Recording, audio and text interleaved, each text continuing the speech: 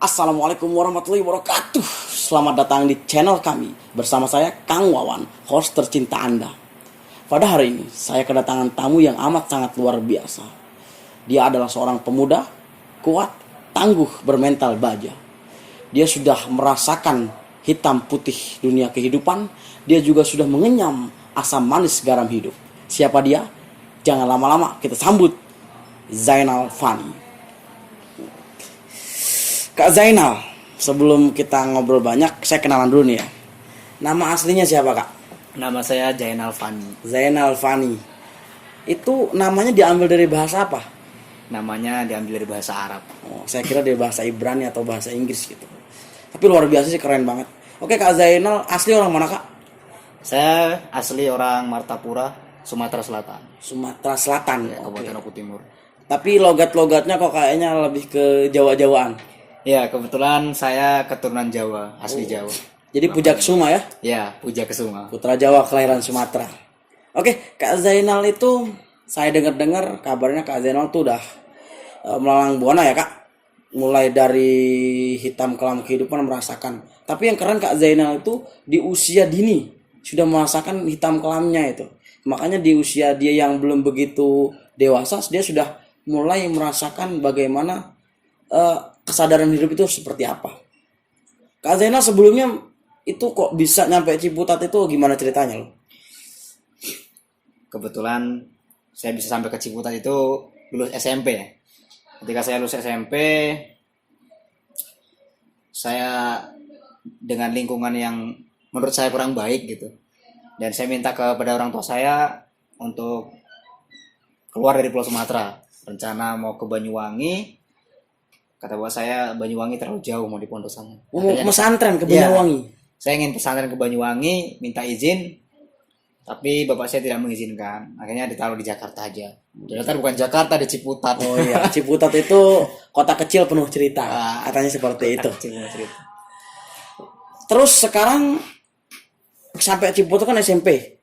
Ya, itu lulus SMP ke Ciputat. Itu langsung ke pondok sekolah atau gimana, Kak? Ke Ciputat taruh di Yayasan Pembangunan Masyarakat Sejahtera, Pondok Pesantren As-Salam. Pondok Pesantren As-Salam. Tapi sebelum kita melangkah jauh, Kakak itu katanya pengalamannya dulu juga pernah di dunia drag motor, balap liar. Ya.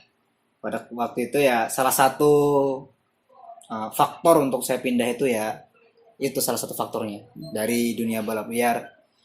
Jadi pada masa SMP itu ya kita orang pribumi, bukan orang pribumi, orang Jawa itu di sana seperti tertindas.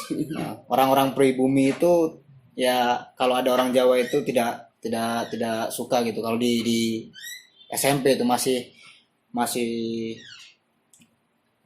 memandang suku gitu. Jadi waktu itu kita tertindas dan pergaulan, akhirnya saya berbaur dengan orang-orang pribumi. Nah disitulah keluar malam.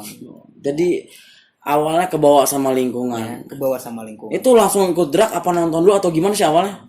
Oh awalnya itu ya dari teman diajak malam minggu itu kita keluar nonton balap liar. Sekali, asik.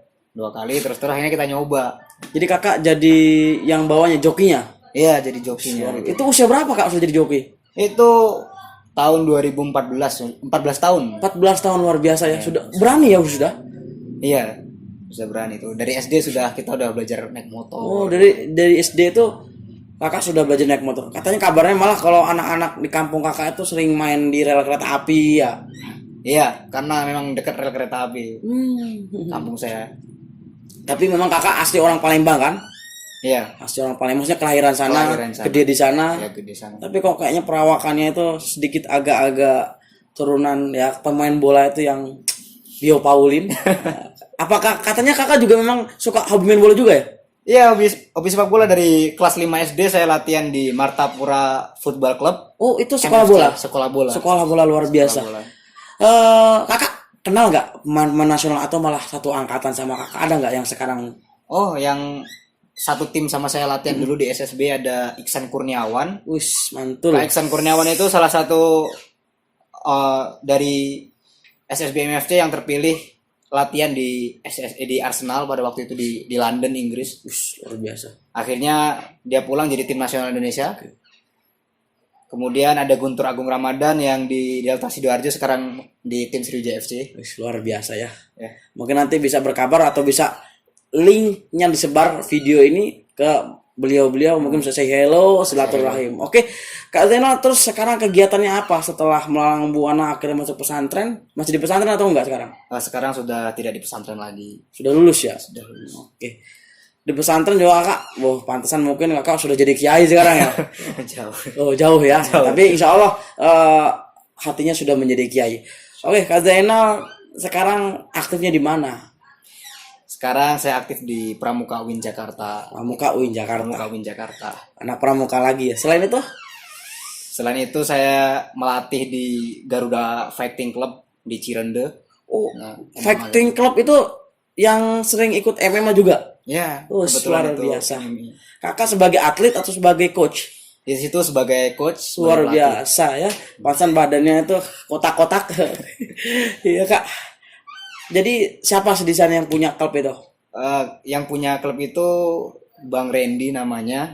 Beliau adalah Kajas, beliau dari anggota TNI Kopassus. Luar biasa. Saya di situ bersama beliau. Kakak spesialis apa kalau di sana biasanya? Saya spesialis boxing dan kickboxing, jadi Muay Thai. Muay Thai ya. Muay Thai sama Jadi tinju. Kakak punya bela diri? Dulu saya silat. Silat. Basic silat, jujitsu. Nah, Oh, jiu-jitsu juga. jujitsu punya basic jujitsu, akhirnya berlatih di situ. Kira-kira kalau saya ngecilin perut ini bisa nggak ini? Bisa. Bisa. Berapa hari Kak? Itu dalam waktu sebulan ya bisa 5 kilo lah.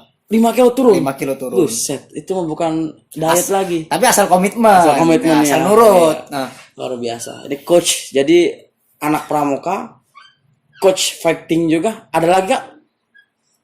untuk sementara ini masih di situ. Cuman sebelumnya juga pernah bekerja sebagai personal trainer. Di tempat yang sama atau beda tempat? Itu beda tempat. Mungkin bisa ceritakan Kak perjalanannya? Oh, perjalanannya itu masa 2019 lalu. 2019 lalu saya di Bintaro ketemu seseorang dan diajak, boleh dong bergabung di klub kita gitu. Akhirnya saya bekerja, bertemu HRD-nya, wawancara, akhirnya saya masuk di situ. Itu selama 4 bulan saya bekerja di situ. Akhirnya saya kembali lagi ke camp sama aktif pramuka karena saya belum bisa memanajemen waktu saya untuk aktif di pramuka, kuliah, di camp sama kerja. Saya nggak bisa itu. Jadi saya memilih mundur dari pekerjaan. Oh, jadi kalau pekerjaan berarti ada fee dong, gaji? Fee-nya ada. Ditaksir nyampe angka berapa? 5 juta nyampe? 5 juta nyampe. Luar biasa. Di atas malah. Di atas 5 Di juta. atas 5 Bayangkan. Dia lebih milih berorganisasi, belajar. Luar biasa. Apa yang bisa Kakak ambil tiba-tiba kok gua harus kuliah? Saya harus belajar organisasi. Itu kenapa ngambil pilihan itu, Kak? Karena berdasarkan pengalaman. Jadi ketika saya bekerja itu, ya saya anak pondok pesantren yang belum bekerja ya, usia 19 tahun saya ketemu interview dengan orientasi gaji besar. Orientasi gaji besar itu ya kita gaji pokok di situ minimal 4 juta. Minimal 4 juta. Kalau kita sudah banyak klien, kita megang banyak bisa sampai 8 juta. Nah, di situ orientasinya sangat besar ya, Kak ya. Jadi orientasi besar, saya tertarik dan memang benar. Cuman saya terlalu terikat dan pada usia saya 19 tahun saya bekerja, pulang sudah subuh saya berangkat, pulang malam, pulangnya capek. Jadi hari-hari saya ya fokus kepada pekerjaan saya. Jadi saya memikir dunia itu saja dan sulit untuk berkembang. Jadi Kakak lebih memilih, maksudnya menikmati dunia bebas Kakak dulu ya. Dalam usia belasan ini ya. Dalam usia yang saat ini saya ingin berdinamika dan belajar dulu. Luar biasa. Kak Zainal Fani dia lebih memilih berdinamika dengan keadaan. Karena kalau kata pepatah mengatakan experience the best teacher. Pengalaman adalah guru yang Jangan lupa subscribe, hatur nuhun.